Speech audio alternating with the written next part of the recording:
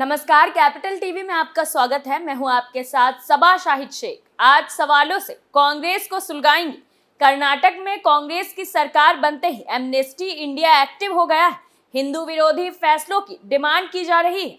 हिजाब से रोक हटाओ, गौ हत्या की हो इजाजत। कांग्रेस सरकार बनने के बाद अब कर्नाटक में इस तरह की मांग उठ रही है, जिससे कांग्रेस पर तमाम सवाल सुलग रहे हैं।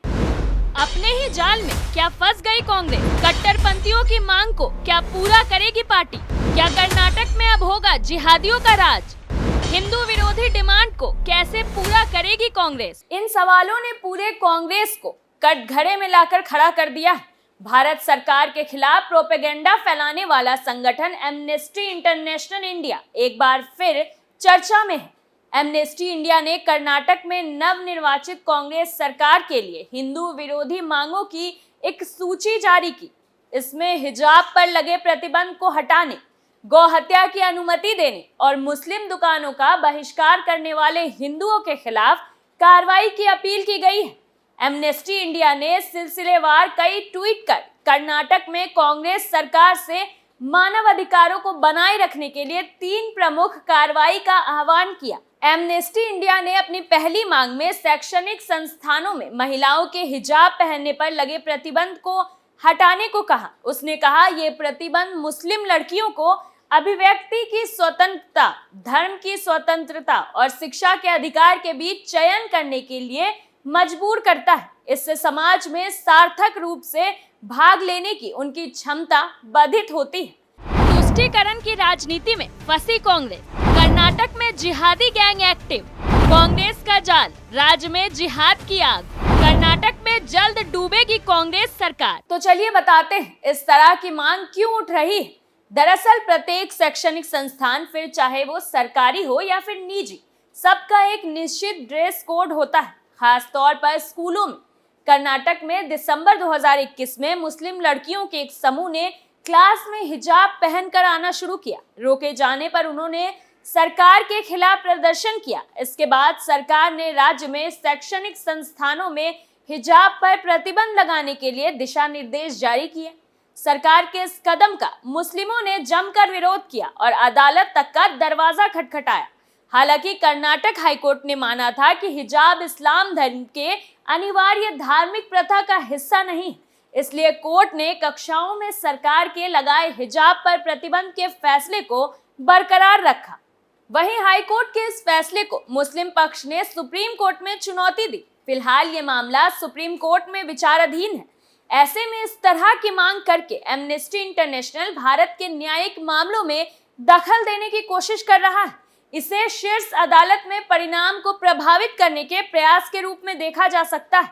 एमनेस्टी इंडिया ने अपनी दूसरी मांग में पशु क्रूरता रोकथाम अधिनियम 2020 और कर्नाटक धार्मिक स्वतंत्रता अधिकार संरक्षण विधेयक 2022 के प्रावधानों की समीक्षा करने और उन्हें निरस्त करने के लिए कहा।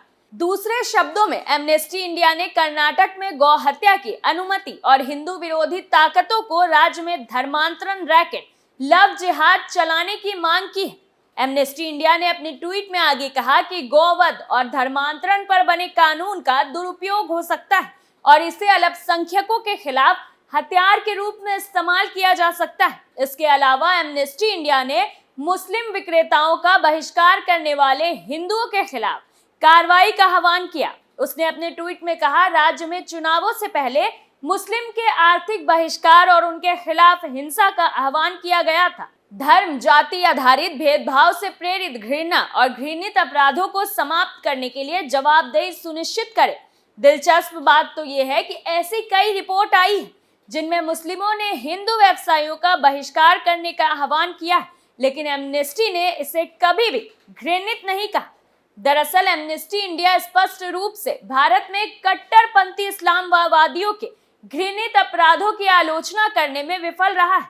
उदाहरण के लिए राजस्थान के उदयपुर में हिंदू दर्जी कन्हैया लाल की हत्या की निंदा की, लेकिन इस संगठन ने एक बार भी ये उल्लेख नहीं किया कि उनकी हत्या 2 कट्टरपंथी इस्लामवादियों ने की थी। यहाँ तक कि उसने गिरफ्तार किए गए आरोपियों रियाज और गौस मोहम्मद का नाम तक नहीं लिया। एमनेस्टी के इस ट्वीट पर कांग्रेस ने अपनी प्रतिक्रिया दी।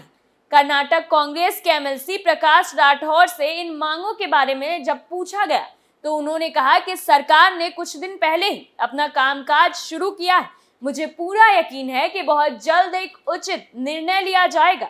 आपको बता दें कि एमनेस्टी इंटरनेशनल का हिंदू विरोधी और भारत विरोधी गतिविधियों का इतिहास रहा है। याद हो, साल 2019 में एमनेस्टी इंटरनेशनल इंडिया ब्रिटिश सरकार और कट्टरपंथी इस्लामवादियों के बीच संबंधों का पर्दाफाश किया गया था।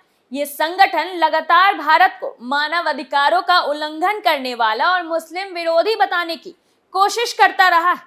यही नहीं, एमनेस्टी इंडिया ने अगस्त 2020 में दिल्ली दंगों की रिपोर्ट के नाम पर जमकर प्रोपेगेंडा फैलाया था और दिल्ली पुलिस के क्रियाकलापों को गलत तरीके से पेश किया था। एमनेस्टी इंटरनेशनल इंडिया ने सितंबर 2020 में भारत में अपने सभी क्रियाकलापों को रोक दिया था। उस दौरान संस्था ने कहा था कि अब वो भारत में मानव अधिकार की रक्षा के सारे क्रियाकलापों को रोक रही है।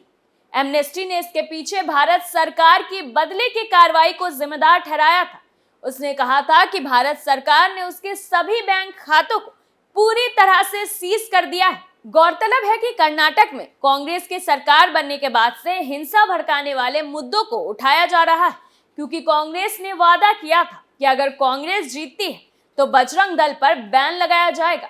कांग्रेस ने चुनाव से पहले ही खुलेआम अपने वादे से हिंदुओं का विरोध जताया था। ऐसे में अब कांग्रेस अपने ही वादों में फंसती नजर आ रही है।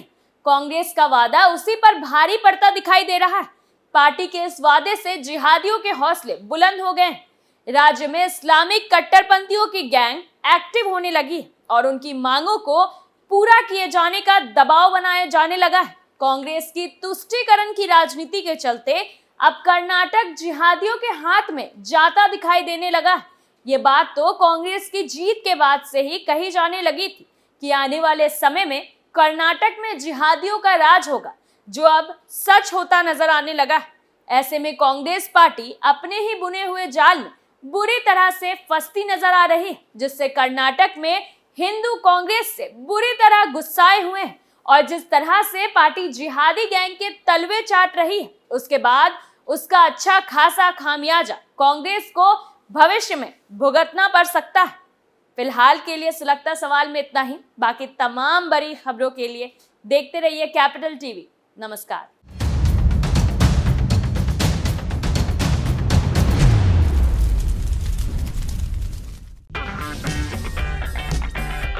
अगर आपको हमारा वीडियो पसंद आया हो तो इसे लाइक करें, हमारे चैनल को सब्सक्राइब करें और हाँ, बेल आइकन दबाना ना भूलें ताकि आप तक हमारे वीडियो की नोटिफिकेशन पहुंचती रहे। आप अपना सुझाव हमें कमेंट बॉक्स में दे सकते हैं। हमारे साथ जुड़ने के लिए शुक्रिया।